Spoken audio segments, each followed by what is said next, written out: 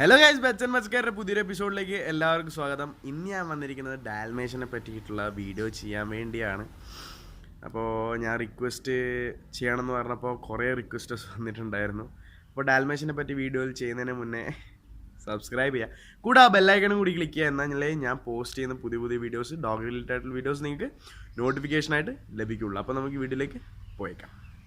1970-കളിലാണ് ഇതിനെ ഡാൽമേഷ്യൻ എന്ന് വിളിച്ചു തുടങ്ങിയത്. ക്രൊയേഷ്യയാണ് ഇതിൻ്റെ ജനനസ്ഥലം. അതായത് ഈ ബ്രീഡ് ഉണ്ടായി വന്നിട്ടുള്ളത് ക്രൊയേഷ്യയിലാണ്. ഇതിൻ്റെ പഴയ ആൻസിസ്റ്റേഴ്സ് എന്ന് പറയുന്നത് പോയിൻറ്റർ ഡോഗ്സ് ആണ്. ഇതിന് 2 ടൈപ്പ് കളേഴ്സ് മാത്രമേ ഉള്ളൂ.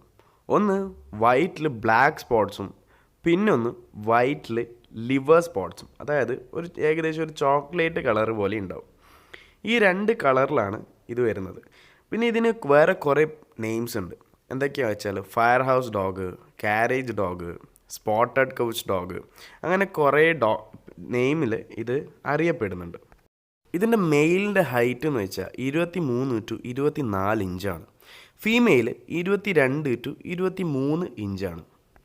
ഇതിനെ യൂസ് ചെയ്തുകൊണ്ടിരുന്നത് പണ്ട് കാലത്ത് ഈ കുതിര വണ്ടിയുടെ കൂടെ ഓടാൻ വേണ്ടിയായിരുന്നു. കാരണം എന്താ വെച്ചാൽ പുറത്തുനിന്നുള്ള സ്ട്രേ ഡോഗ്സ് ഉണ്ടാവും. അതായത് പുറത്തുനിന്നുള്ള ഡോഗ്സിൻ്റെ ആക്രമണം, അതായത് ഈ കുതിരയ്ക്കും ഈ ആൾക്കും അക്രമം ഉണ്ടാവാതിരിക്കാൻ വേണ്ടിയാണ് ഈ കുതിരയുടെ കൂടെ ഇതിനെ ഓടിക്കുന്നത്. പിന്നെ ഇതിനെ ബേഡ്സിനെയും പന്നികളെയും പിടിക്കാൻ വേണ്ടിയിട്ടും ഇതിനെ യൂസ് ചെയ്തുകൊണ്ടിരുന്നിട്ടുണ്ടായിരുന്നു. മുൻ അമേരിക്കൻ പ്രസിഡൻറ്റ് ജോർജ് വാഷിങ്ടണിൻ്റെ ഫേവററ്റ് ഡോഗായിരുന്നു ഡാൽമേഷ്യൻ.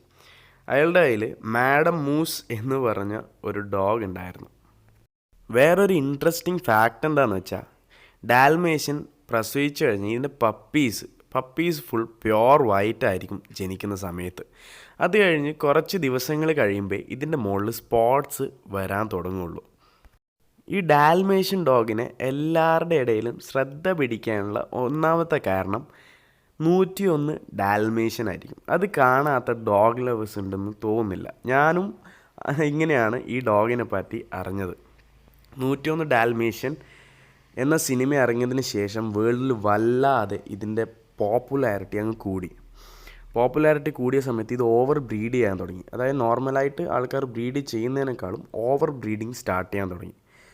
ആ ഒരു ഹൈപ്പ് കുറച്ച് വർഷങ്ങൾ വരെ ഉണ്ടായിരുന്നുള്ളൂ.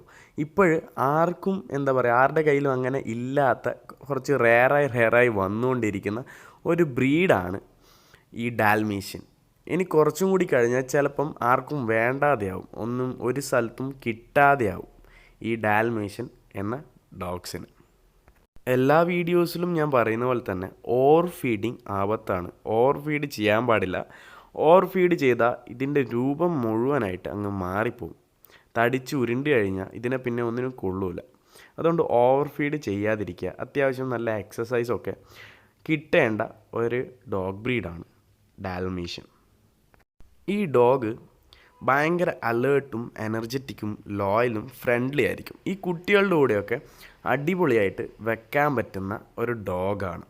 ഇത് അത്യാവശ്യം മാത്രമേ കുരയ്ക്കാറുള്ളൂ. അധികം കുരയ്ക്കുന്ന ഒരു ബ്രീഡല്ല ഡാൽമേഷ്യൻ. നിങ്ങൾക്ക് ഫ്ലാറ്റിലാണെങ്കിലും ഫ്ലാറ്റ് ഫ്രണ്ട്ലിയാണ് ഡാൽമേഷ്യൻ. ഫ്ലാറ്റിൽ വേണമെങ്കിൽ നിങ്ങൾക്ക് ഇതിനെ ഈസി ആയിട്ട് വളർത്താം. ഇതിൻ്റെ ലിറ്റർ സൈസ്, അതായത് ഇത് ഒരു പ്രസവത്തിൽ തന്നെ 6 തൊട്ട് 15 കുട്ടികൾ വരെ പ്രസവിക്കും എന്നാണ് പറയുന്നത്.